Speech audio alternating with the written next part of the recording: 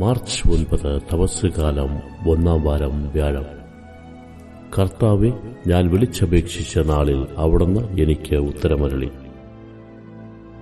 വിശുദ്ധ മത്തായി എഴുതിയ സുവിശേഷം അധ്യായം 7 തിരുവചനങ്ങൾ 7 മുതൽ 12 വരെ.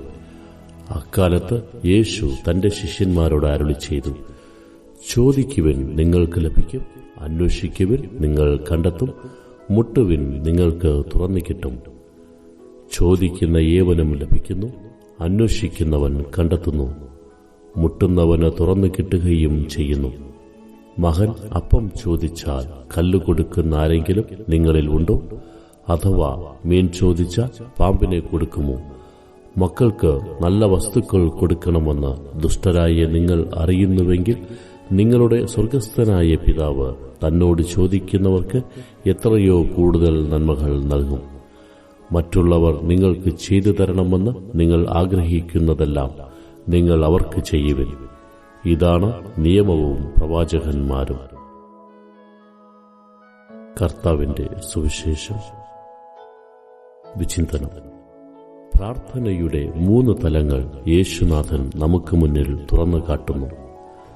ചോദിക്കുവിൻ, അന്വേഷിക്കുവിൻ, മുട്ടുവിൻ. 3 ഒന്നിച്ച് ചേർത്ത് വായിക്കേണ്ടതാണ്.